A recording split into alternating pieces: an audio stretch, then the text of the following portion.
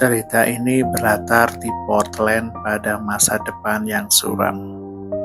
Dunia mengalami krisis besar, overpopulasi, polusi, perang, dan ketidakstabilan sosial. Di tengah dunia yang kacau itu, hidup seorang pria sederhana bernama George Orr. George bukan ilmuwan hebat, bukan pahlawan.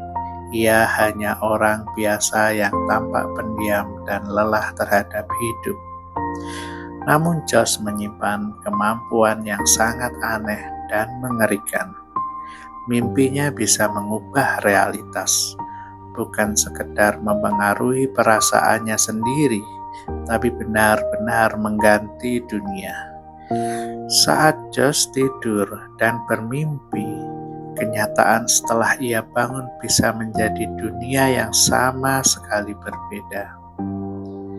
Yang paling menyeramkan, hanya George yang menyadari perubahan itu. Orang lain hidup normal, seolah dunia memang selalu seperti itu. Karena takut dengan kemampuannya, George mencoba menghentikan mimpinya dengan menggunakan obat-obatan ilegal agar ia tidak tidur terlalu dalam. Namun, tindakannya membuatnya harus menjalani terapi dengan seorang psikiater terkenal bernama William Haber. Awalnya, Haber terlihat seperti dokter yang ingin membantu pasiennya. Ia mendengarkan George, mencoba memahami ketakutannya, dan perlahan percaya bahwa kemampuan George memang nyata. Saat Haber menyadari kekuatan mimpi George, sesuatu berubah dalam dirinya. Ia mulai melihat kemampuan itu sebagai kutukan,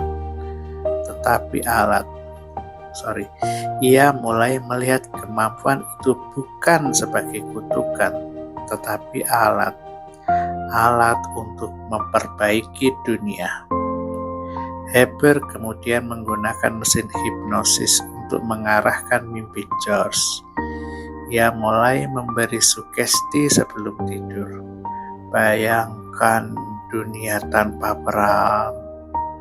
Bayangkan populasi dunia menurun.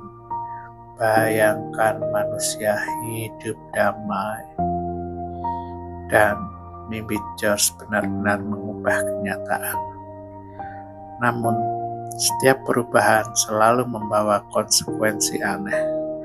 Saat Haber mencoba mengatasi ledakan populasi, jutaan orang tiba-tiba hilang akibat wabah besar dalam sejarah baru dunia.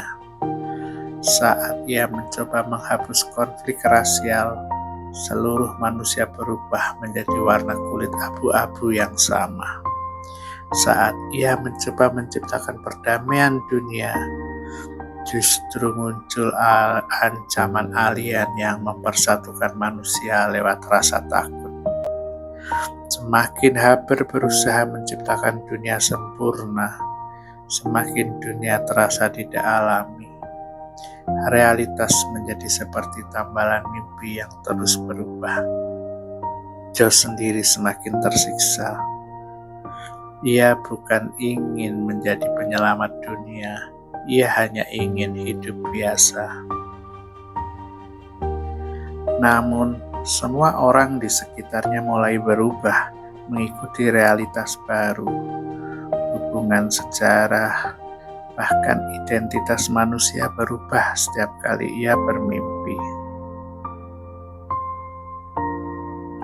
George mulai menyadari bahwa masalah terbesar bukanlah kekuatannya, tapi ambisi manusia untuk mengontrol segalanya. Haber percaya bahwa kecerdasan manusia cukup untuk membentuk dunia ideal. George justru percaya bahwa hidup memiliki keseimbangan alami yang tidak boleh dipaksa.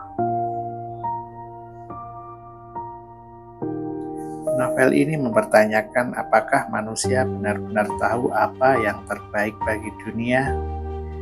Kadang manusia berpikir kalau perang hilang, semuanya akan damai.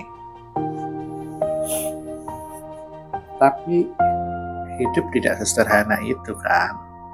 Menghapus satu masalah sering menciptakan masalah baru.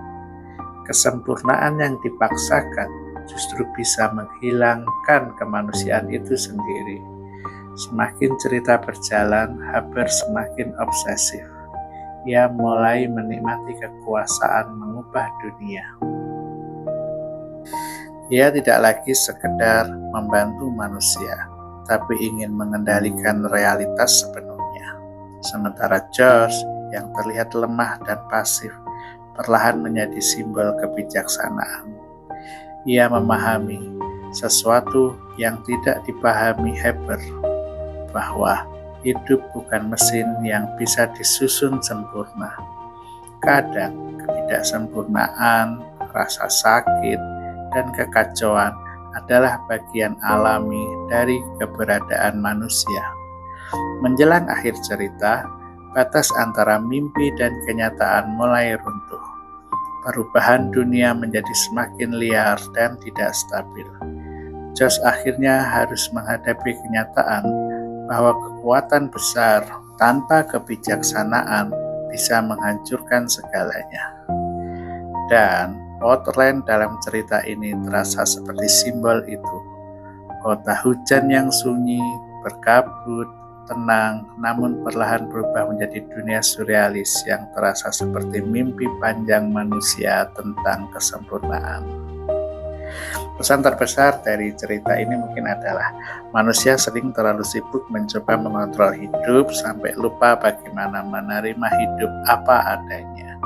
Dan terkadang keinginan untuk menciptakan dunia sempurna justru membuat dunia kehilangan jiwanya. Nah, itu tadi ringkasan dari buku The Ladder of Heaven, sebuah novel yang ditulis oleh Ursula K. Le Guin, penulis legendaris yang lama tinggal di Portland, di kota yang saya tinggali sekarang. Begitulah ceritanya, dan semua video tadi settingnya adalah tentang kota Portland. Ini video waktu saya naik sepeda. Terima kasih, semoga Anda semua sehat dan terus berpikir positif. Sampai jumpa di ringkasan buku selanjutnya. Bye-bye. Let the colors flow from your soul. Your soul is a beautiful spectrum. Painting is mysterious like a life. Painting is powerful like a strong. Painting is painful like your love. Let the colors flow.